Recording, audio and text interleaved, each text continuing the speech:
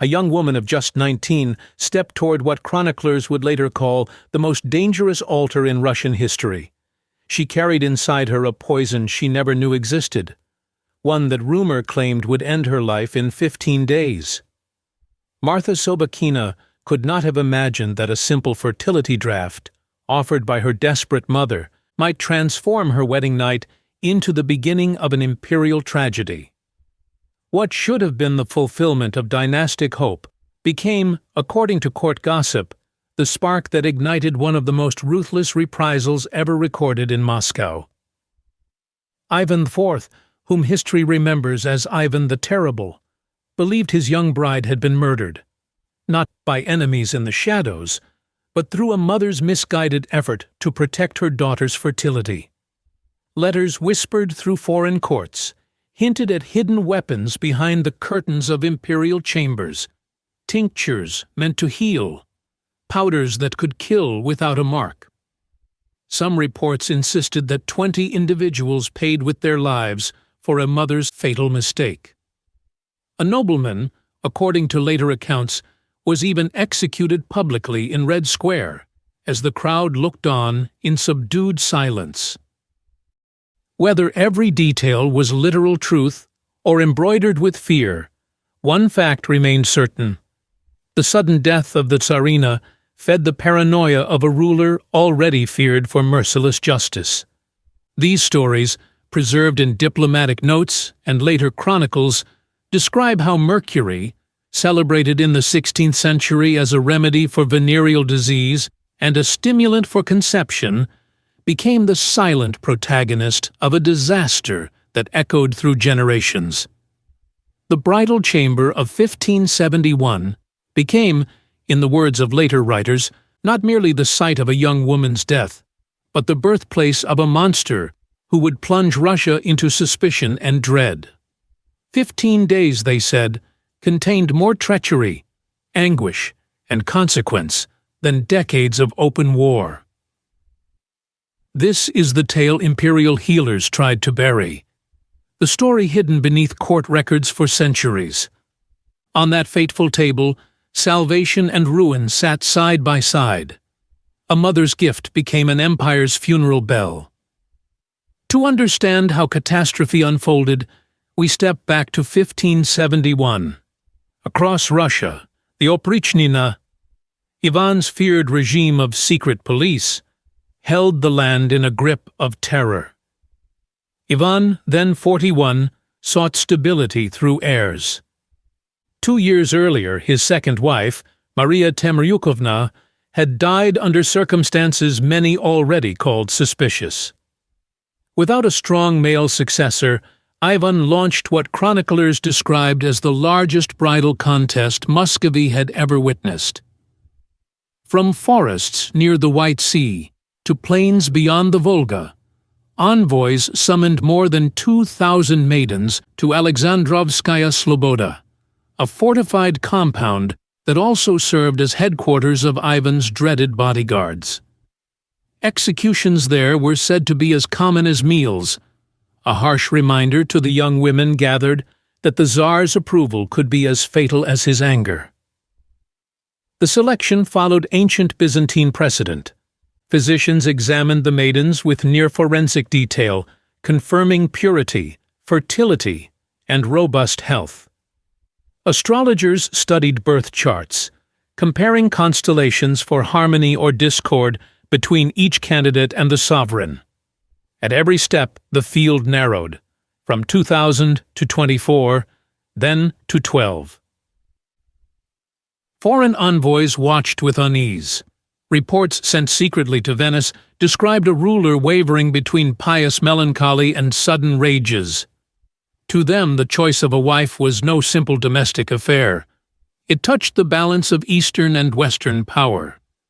A successful marriage might calm Ivan's impulses and secure succession. A mistake could deepen the fractures already spreading through his realm. On June 26, 1571, the final decision was proclaimed. Marfa Vasilievna Sobakina, daughter of a wealthy Novgorod merchant, was chosen. Chroniclers described her as gentle yet composed, a young woman whose quiet intelligence and serene presence seemed to promise stability to a restless empire. But soon, ominous whispers began to circulate. Marfa appeared unusually pale. Her strength waned quickly, even as wedding preparations intensified. None of the court physicians could explain it. Their remedies of herbs and prayers did nothing. Some blamed exhaustion. Others suspected malice or sorcery. Later generations would suggest a different cause, a fertility potion prepared by her mother, believed to contain mercury. In its time, mercury was praised as advanced medicine, said to quicken conception. But in excess, it silently destroys the body from within. Marfa thus entered history both as bride and as mystery. Her path from selection to illness remains one of the most haunting puzzles of Ivan's reign. At 19, she embodied a radiance that courtiers described as both divine and perilous. Her hair glimmered like molten gold. Her eyes were said to be as clear and still as northern lakes. Imperial physicians admired her vigor and declared her the best hope for producing heirs. She was the daughter of Marfa Sobakina, a prosperous merchant whose wealth placed him among a rising class that challenged old aristocratic power. Connections including ties to Maluta Skuratov, the fearsome lieutenant of the Oprichniki, helped her family navigate closer to the royal orbit. To some, Marfa represented the future, a symbol of talent and rising merit over hereditary entitlement. Facing her across the chasm of power was Ivan Vasilievich himself, a man whose legend was already scarred by suspicion, grief, and violent outbursts. At 41, he had buried wives and sons amid whispers of treachery. Towering and intense, he ruled through fear. Executions staged as theater, terror used as command. With each death in his household, his desperation for a legitimate heir deepened. Marfa represented hope, security, perhaps the last chance to stabilize his bloodline. But while palace servants stitched brocade gowns and prepared ceremonial crowns, unseen forces moved toward catastrophe. In Novgorod, Martha's mother prepared a remedy she believed would protect her daughter's fertility. Later accounts insisted the potion contained mercury, an ingredient praised by village healers and physicians alike. She is said to have measured the dose with trembling hands, unaware that the very medicine meant to ensure her daughter's future might destroy it. The wedding took place on October 28, 1571, at Trinity Church in Alexandrovskaya Sloboda. The ceremony should have heralded triumph. Instead, it felt like an omen. Witnesses described Marfa as pale, her movements unsteady. She fainted twice during the vows. Priests insisted it was modesty. Physicians saw tremors, sweat, and pupils too wide. Something deeper was wrong. The feast faltered long before dawn. Marfa was escorted to the bridal chambers, rooms rich with Persian carpets, glowing braziers, and incense designed to heighten desire. But the scents could not hide the sharp tang of illness. Ivan entered expecting a night that would secure his dynasty. Instead, he found his bride struggling to remain conscious. Chroniclers described him pacing, summoning physicians who arrived with herbs and holy words, but no answers. The wedding night dissolved into anxious vigil. For 2 weeks, the palace held its breath. Ivan prayed, interrogated, raged. Some whispered of sorcery, others murmured of poison. Nothing stopped her decline. On November 13th, 15 days after the wedding, Marfa died in Ivan's arms. Whether she spoke final words is lost to history, but storytellers imagined a plea that her mother be forgiven. Ivan's grief transformed instantly into fury. Convinced his bride had been murdered, he launched a purge that chroniclers later called a storm of vengeance. 20 individuals were arrested: attendants, physicians, even distant relatives. Torture followed. A few, it was said, died publicly as warnings. Martha's father was exiled to a monastery. Her brothers were reportedly executed under accusations of witchcraft. The investigation was brutal. Testimonies pointed to the fateful potion. Mercury, praised then as medicine, became the suspected instrument of death. Ivan's interrogations deepened in brutality as winter tightened around Moscow. Servants were dragged from their quarters in the dead of night. Physicians were hauled before the Tsar, trembling under the weight of questions no one could safely answer. How did a bride chosen so carefully collapse within days? Who dared to poison a woman the empire had crowned? Ivan demanded certainty, yet all he found were fragments, contradictory statements, whispers of old remedies, and the confession that Martha's mother had prepared a fertility draught believed to contain mercury. To Ivan, this was no accident. It was betrayal disguised as love. The idea that a simple household potion had undone an imperial marriage only sharpened his rage. Chroniclers described him pacing the halls in sleepless torment, convinced that unseen enemies lurked behind tapestries and door frames. Those caught in the widening circle of suspicion faced agonizing consequences. Some were beaten into confession. Others vanished into dungeons whose walls never echoed a voice again. One event became legend: the execution of Mikhail Temryuk, brother of Ivan's late second wife.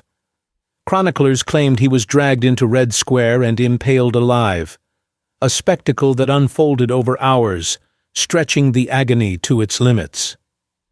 The crowd watched in horrified stillness as the Tsar's justice played out beneath the winter sky. Chains rattled beside other prisoners, each realizing the same fate could claim them next. Whether every detail was accurate or exaggerated by time, the message was unmistakable. The death of Marfa Sobakina had awakened a storm no one could escape. Martha's father, Vasily Sobakin, was spared execution only to be forced into monastic exile. His sons, however, met harsher ends. Accusations of witchcraft, disloyalty, and secret plotting cascaded through the household. None could defend themselves against a ruler who saw treason in every shadow. What began as mourning transformed into a purge that reshaped the court's foundations. Meanwhile, Ivan's grief curdled into paranoia so deep that it left scars across the entire realm. Chroniclers wrote that his gaze hardened, his voice sharpened, and his suspicions multiplied like ghosts behind every doorway. Advisors tried to temper his anger, but their efforts dissolved in the cold fury that had taken hold of him. The young Tsarina's death became a symbol of everything fragile in the empire: loyalty, family, medicine, even fate itself. Centuries later, scholars would attempt to separate reality from legend. In 2009, forensic anthropologists examined remains believed to belong to Marfa Sobakina. Tests revealed traces of mercury in her bones, evidence that aligned hauntingly with the old chroniclers' accounts. Though not conclusive, it reinforced the possibility that a mother's desperate remedy, measured with care yet rooted in dangerous superstition, had tragically poisoned her daughter. A reconstruction of Martha's face from the same study showed a young woman of delicate, sharp beauty, serene, composed, and heartbreakingly young. The contrast between her quiet features and the violent history surrounding her deepened the sorrow of her story. Martha's short life inspired generations of art. Rimsky-Korsakov's opera, The Tsar's Bride, painters' canvases, and dramatists' retellings all preserve the tragedy, shaping her into a figure both historical and mythic, an innocent caught between love and power, medicine and misconception. But beneath every theatrical rendering lay the unvarnished truth. Ivan's grief did not end with her burial. It metastasized. Historians argue that Martha's death accelerated a transformation already underway. Ivan, shaken by loss and convinced that betrayal had seeped into the heart of his household, doubled down on suspicion. His punishments became harsher, his justice more unpredictable. Entire towns felt the weight of his rage. Noble families were uprooted, estates confiscated, and enemies, real or imagined, were erased with ruthless efficiency. The Oprichnina swelled with new authority. The empire's political climate hardened into an atmosphere of dread.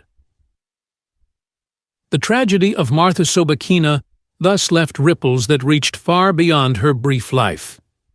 It shaped policy, deepened terror, and influenced decisions that would stain Russian history for centuries. A single potion, given in love, had, according to the chroniclers, unleashed a chain reaction of vengeance and fear. Yet this story also raises quieter, unsettling questions. How many royal households across Europe hid similar secrets of medical misjudgment? How many queens, princesses, and noble brides suffered from treatments once believed beneficial? Medieval and early modern medicine hinged on herbs, minerals, and alchemical mixtures, many of which carried unseen dangers. In the archives of France, Spain, England, and Central Europe, records hint at mysterious illnesses, sudden deaths, and unexplained declines in royal women. How many of these were silent poisonings by accident rather than conspiracy? Imagine, for a moment, the torment of Martha's mother, if she ever learned the truth. A remedy intended to bless her daughter with fertility instead became a weapon no enemy could have crafted more precisely. Picture the terror inside the Tsar's household after her death. Servants walking on trembling feet, attendants whispering in corners, physicians fearing that every diagnosis might cost them their lives. This was the peril behind the splendor of crowns. Not every danger came from assassins, armies, or political rivals. Some emerged quietly, from powders, potions, and the well-intentioned hands of those who believed they were helping. Today, the documents we possess show only fragments of this hidden world. Scraps of letters, half-buried medical notes, foreign diplomats' reports. But together they reveal a broader truth. Dynasties were shaped not only by wars and alliances, but by the intimate risks inside royal bedrooms. Fertility remedies, herbal drafts, and healing concoctions could redirect entire bloodlines. A mismeasured dose might unmake a marriage, an heir, or an empire. Marfa Sobakina's tragedy is one such turning point, a quiet catastrophe that reshaped Russia's fate. If her story has left you wanting to uncover more royal secrets hidden behind medicine and myth, make sure you stay with us.